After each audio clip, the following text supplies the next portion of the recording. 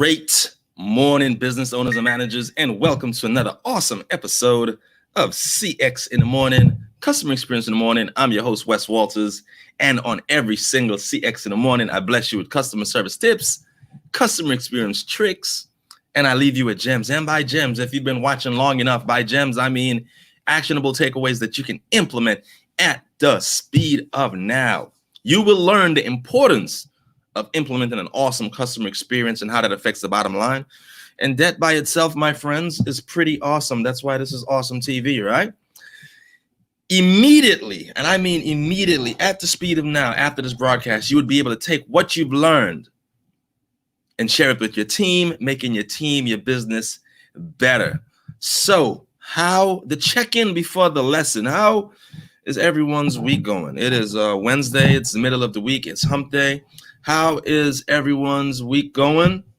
And I don't mean based on feelings. I'm talking about the data. What does the data say that you are doing and performing in your business? Not how you feel, but what the data says, because in data we trust. Based on the data, this has been an amazing week for me. Literally, I had the most productive 2 hours of my life yesterday. I dropped my daughter to a dancing class, and in the car with smartphone.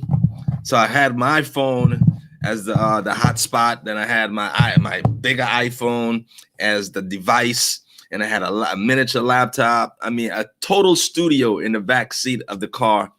Total productive 2 hours, most productive 2 hours of my life. But that's another story. So the data, just those 2 hours yesterday, was very, very efficient. All right. So today, this is going to be a real quick in and out. This is going to be a real quick show.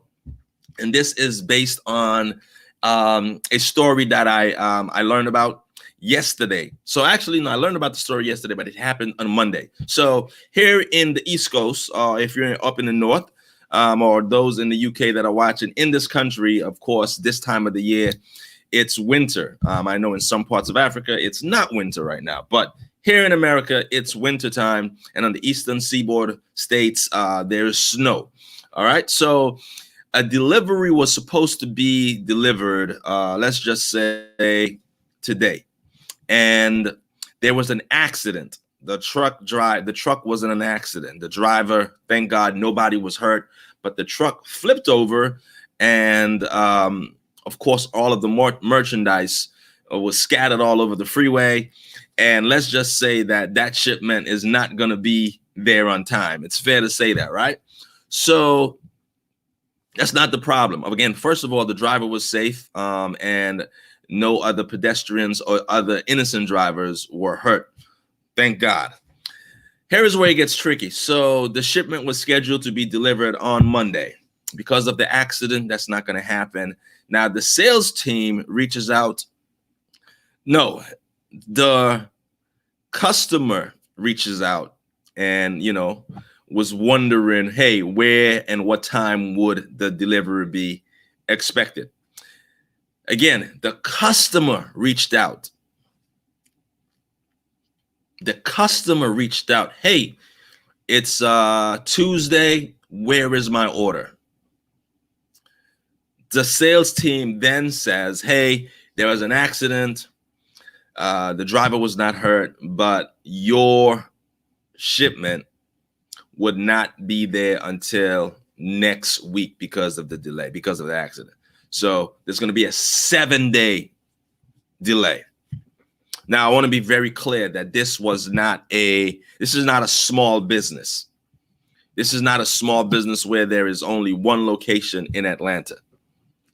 There are hundreds of locations in Atlanta and hundreds of locations. So this happened in Chicago, right? This was in a Metro Chicago area. So there are hundreds of stores in Chicago. I live in Atlanta. There are hundreds of these stores in Atlanta. So I want to be very clear. This is not a small business. This is a Fortune 500 company. And so the sales team said, well, your order is not going to be there until a week from now, 7 days from now. And that's where the problem comes in. So Again, my issue is not that accidents don't happen. Yes, accidents do happen in Chicago when you're dealing with snow and ice. Anyone who's ever driven in Chicago in the wintertime, that black ice is not nothing to play with. So accidents do happen. We're cool with that. We're not against accidents happen. Miss Kathy Washington, we're talking about what to do when there's a delay with shipping. So my concern here is not about there being a delay. And my concern where the sales team dropped the ball was the customer had to reach out when the order was 24 hours late. Order was supposed to be there on Monday. Customer reaches out on Tuesday. Hey, where's my order? The sales team then jumps in and says, well, there was an accident, and because of the accident, your order is going to be late. So, great morning, Miss Bernadette. How are you? So we are talking about what to do when there is a delay in shipping. So again, the store in Chicago where this merchandise was going from, where this situation happened, there was an accident and the truck flipped over. The driver was not hurt, but the order was supposed to get there Monday. The customer reaches out on Tuesday, hey, saying, where's my order? Then the sales team jumps in and say, oh, by the way, there was an accident, so you're not going to get your order. You're going to probably get it a week from now. So this is where the issue comes in. So immediately when the sales team realized there was an accident, they were supposed to reach out to the customer. There is under no circumstance was the customer supposed to reach out first. The minute you realize that truck was on its back, the sales team was supposed to jump into action and say, hey, this order is obviously not going to get there. It's scattered all over the freeway. Hey, let me reach out to every customers who has merchandise on this truck. The sales team did not do that, so they dropped the ball. Now, here's where it gets tricky. So the sales team was comfortable enough, and this says something about the culture and the culture of the business. This is a management issue. This is not the sales team issue. The sales team was comfortable enough in telling a customer who there was a delay that, yeah, you're going to get your merchandise a week from today. This is an issue. And again, this is a management issue. The culture of that business says that we don't need to operate at a sense of urgency. We don't. That, yeah, there was an accident and that justifies lackluster performance from here on out. Because there was an accident, we have just been given a green light for lackluster performance from here on out. Ladies and gentlemen, managers and business owners, if there is a service failure, in this case, there was an accident. Accidents do happen. If you live in Chicago and you drive on black ice, accidents happen a lot in the wintertime. I get it. But that is not the time to initiate lackluster performance. This is the time to double up. It's almost like, remember, like if you're flying, you know, when we used to fly and there's a delay on a flight because there was ice. The individuals that were on the flight that were delayed or canceled, they get first priority when all of the flights are delayed because of bad weather. So you were flying out on Monday, there was a snowstorm, you get delayed. The individuals that come up on Tuesday, they don't get first flight. No, the ones that from the flight on Monday are priority because they're 24 hours in the hole. And that's what should have been done in this situation. This company doesn't have a sense of urgency. And again, that's part of the culture. This is not a sales. I'm not beating up on the sales team because then I'm going to get inboxes. Why are you beating up on salespeople? You don't know what we're going through. No, this is not an attack on salespeople. This is an attack on the management. This is a management issue because the sales team were comfortable enough. I wouldn't be able to even articulate, or that couldn't even leave my lips to tell someone whose order was supposed to be delivered on Monday. They reach out to me first on Tuesday and I'm going to say, hey, yeah, you're going to get your order next Monday. I couldn't say it. because my main MO, my goal would have been, let's get this order there as quickly as possible. Here's another layer. The store was in Chicago, right? The store is in Chicago, multiple stores in Chicago. You're telling someone that because of an accident on the freeway, that they're not going to get their order for another 7 days. Listen, I couldn't say that because I could rent a truck myself. I could rent a U-Haul truck and drive from Atlanta and buy the merchandise from a store, or gather the merchandise from a store in Atlanta, drive 12 hours to Chicago and get the order there the following day. I could have fulfilled the order at a store in Atlanta, rent a U-Haul truck and drive to Chicago myself and get the order delivered to the customer instead of 7 days, 24 hours later. So again, the culture at this business says, hey, urgency is not what we do here. It's Christmas, it's the holidays. Let's just relax. You're going to get your order in a week. Just calm down. And that's where the problem was. If you drop the ball, or if there's a service failure, or if there's an accident, you don't slow down. And that is not a green light for lackluster performance. You speed up. You're like, okay, we are operating behind the 8 ball now. This order is 24 hours late. How can we double up to get this order there tomorrow? So what they should have done, and what I, after doing some more investigation, what the sales team did is they reached out to another store in Chicago, duplicated the order, got everything that the customer has or had that order, got it from another store. So here's the issue. The order, that there was an accident from, say, store 1. The merchandise was being fulfilled from store 1. The truck flipped over. The sales team said, well, that truck flipped over, so it's going to take another week to get your order.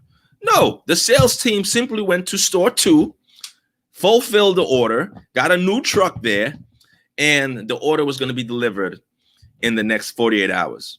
48 hours is way better than 7 days. But my point is, when someone can leave another state, I could have fulfilled the order from a store in Atlanta, drive overnight 12 hours and get it there the following day from another state. How can you be in the same city and tell that customer and sleep comfortably at night saying, hey, saying this with an audacious voice, yeah, you're going to get your order in 7 days. That's where the issue is. So if there is an accident, and there will be accidents, if you live in Chicago with ice and snow, their chances are, if you stay in business long enough, your drivers are going to have accidents. I get it. So it's not about the accident. It's about what you do after the accident. Here's a little gem. When there is a service failure, is the best opportunity and the best time to go above and beyond for your customers. So everything is good. You end up in the negative. Service failure. Perfect opportunity to leapfrog over being good to being great. And say, hey, look, there was an accident. Thank God the driver's okay. But we are going to get that order fulfilled from store number 2, and we're going to have it to you there tomorrow. And by the way, here's a 10% discount for your inconvenience. That's how you handle that, ladies and gentlemen. That is how you handle that. All right. So I told you this was going to be a short show, but that's it. If there is a service failure because of accidents will happen. That does not give you a green light to initiate lackluster performance. That is a perfect opportunity to go above and beyond and to leapfrog over good to being great. Anybody can be good. Good is the enemy of great. The gem of the day is good is the enemy of great. Nobody wants to be, hey, how you doing? Good. My kids are not even allowed to say good anymore.